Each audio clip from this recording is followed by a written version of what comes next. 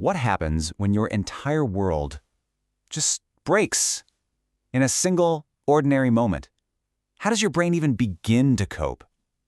Well, today, we're going to look at one of the stranger and honestly more powerful ways the mind tries to make sense of the senseless. All right, let's get right into it. This single line, it's from Joan Didion's incredible memoir, The Year of Magical Thinking. And honestly, it's the key to this whole story. It's about that sudden stop, the one you never, ever see coming. And you know that feeling, right? Or at least the fear of that feeling. It's that realization of just how fragile everything is. One minute you're on a routine errand, the next it's a disaster. A quiet night at home suddenly becomes the very last one. So, in this explainer, we're really going to dig into the mind's bizarre logic when it's faced with sudden loss. And our guide for this is one of the most raw, unflinching accounts of grief ever put to paper. It's a story all about what happens when your perfectly rational brain has to deal with something completely, utterly irrational.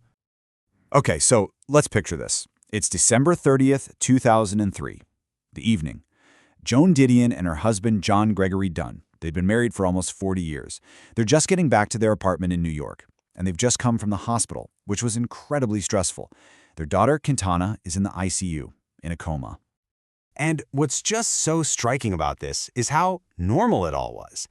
Didion later wrote about these tiny details. She's in the kitchen making dinner, she builds a fire, gets him a scotch, he's just reading a book. And that intense focus on the completely ordinary stuff right before everything goes wrong, that's a classic part of how our minds try to process trauma. So, when faced with this just sudden, shocking emptiness, Didion's mind did something really interesting. It didn't just grieve in the way you might expect. It started working with a totally different set of rules, a kind of logic that she herself called magical thinking. So, what on earth is that? Basically, from a psychological standpoint, it's the brain desperately trying to get back in the driver's seat. When your world feels totally random and out of control, your mind starts scrambling, searching for any kind of pattern, any rule, no matter how strange that could possibly reverse what happened. It's literally trying to force order onto pure chaos. And this right here, this question, absolutely haunted her. She realized she just couldn't give away her husband's shoes. Now look, rationally, she knew he was gone. But on some deep, almost primal level, her brain cooked up its own little rule. If she keeps the shoes, he'll have to come back for them. See, it's not just denial. It's this weird, but weirdly logical little world her mind built. Now, Didion was a journalist her whole life, right? An author. So her first instinct was to do what she knew how to do. She couldn't control the actual event, no way, but maybe, just maybe, she could control the information about it. So what does she do? Her grief turns into a full-blown research project. She's requesting autopsy reports. She's diving headfirst into dense medical journals about heart attacks. I saw a great comment on Reddit about this, that she took this bird's-eye factual view of the whole thing. It was almost like if she could just know everything, every single little detail, it would give her some kind of power over what had already happened. And all this research, all this fact-finding, it pulled her into what she called the vortex. And it's exactly what it sounds like, this relentless downward spiral of thoughts. You're replaying the moment over and over. You're hunting for clues, for warnings you might have missed.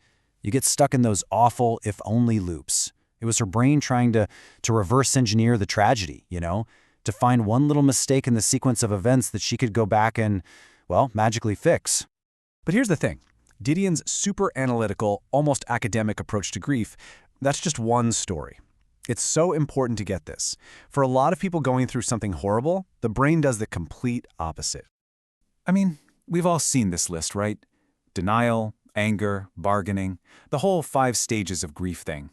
It seems so neat and tidy, like a roadmap. But the truth is, and both science and personal stories back this up, grief just isn't that clean. It's messy. It's not a checklist you can just tick off. And here's a perfect example. A writer on Substack was talking about her own loss, and her experience was the polar opposite of Didion's. Instead of obsessively remembering every detail, she experienced acute and significant forgetting. Her mind wasn't a vortex of facts. She said it felt wiped clean for years. And instead of feeling responsible, it was this kind of numbing acceptance, just going through the motions on autopilot. And that's exactly why these personal stories, these memoirs, are so incredibly important. They just blow up the simple models. They show us that there's no right way to grieve. It's not a single path everyone follows. It's this huge, complicated, and intensely personal landscape for every single person. So that begs the question, right? Why would anyone choose to write about the most painful moments of their life? Well, for Didion, and for so many others who write memoirs, it's not just about telling a story. It's actually an act of survival. Think about it. Writing is a way to process pure chaos. It helps you untangle what one writer perfectly called a mixed bag of bundled emotions.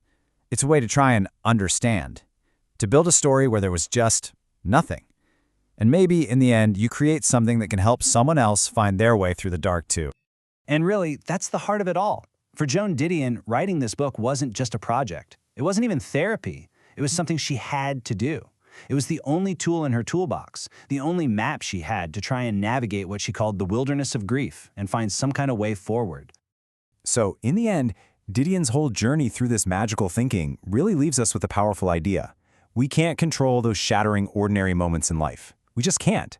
But the act of trying to make sense of them, of finding the right words, of building a story out of the wreckage, maybe that's how we start to find our footing again. Thanks for digging into this with us today.